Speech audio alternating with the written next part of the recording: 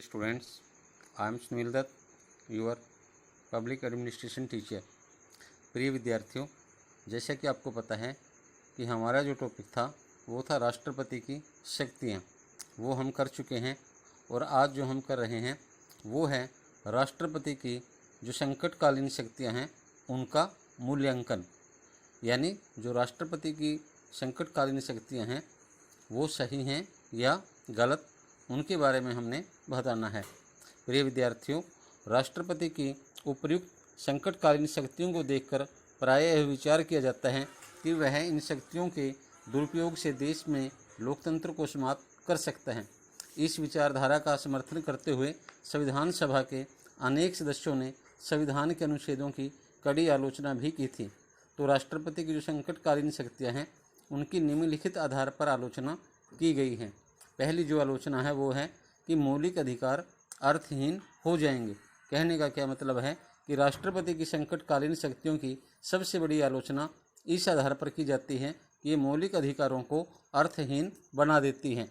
इन शक्तियों के द्वारा राष्ट्रपति अनुच्छेद 19 में वर्णित 7 स्वतंत्रताओं और अनुच्छेद 32 को भी निलंबित कर सकता है और राष्ट्रपति की इन शक्तियों को किसी भी न्यायालय में चुनौती नहीं दी जा सकती। और इसके बाद है राज्यों की आर्थिक स्वतंत्रता समाप्त हो जाएगी। संकटकालीन समय में राष्ट्रपति राज्य सरकारों को वित्तीय मामलों में विभिन्न प्रकार के आदेश दे सकता है जिनसे राज्य की आर्थिक स्वतंत्रता नष्ट हो जाती है। और इसके साथ साथ राज्यों में विरोधी दल की सरकार का दमन हो सकता है। विरोधी दल को शुरू से ही यह लगता था कि सत्ताधारी दलों के द्वारा राज्यों में विरोधी दल की सरकार को दबाने के लिए राष्ट्रपति इन शक्तियों का प्रयोग कर सकता है।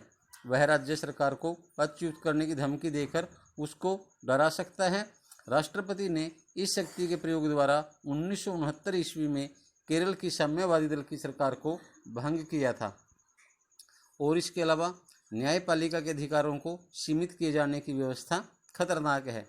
राष्ट्रपति द्वारा की गई संकटकालीन घोषणा को राज्य के किसी भी न्यायालय में चुनौती नहीं दी जा सकती। अगर राष्ट्रीय हित में संकटकाल संबंधी अनुच्छेदों को सही मान भी लिया जाए तो न्यायपालिका के अधिकारों को कम किए जाने की व्यवस्था नहीं होनी चाहिए थी। और इसके साथ साथ संघीय विरोधी भी कहा गया है। न्यायपालिका की स्वतंत्रता के लिए नकारात्मक सिद्धांत भी हैं। यह भी बड़े आश्चर्य का विषय है कि संकटकाल की घोषणा के समय संघीय ढांचा एकात्मक सरकार में बदल जाता है और जो इकाइयों की सरकारें हैं वो समाप्त हो जाती हैं। इस आधार पर भी इसकी आलोचना की जाती है। और जैसे बताया गया है कि न्यायपालिका की स्वतंत्रता के लिए भी ये सही नहीं है। वित्तीय संकटकाल की अवस्था में राष्ट्रपति न्यायाधीशों के वेतन को कम करके उनकी स्वतंत्रता को हानि पहुंचा सकता है।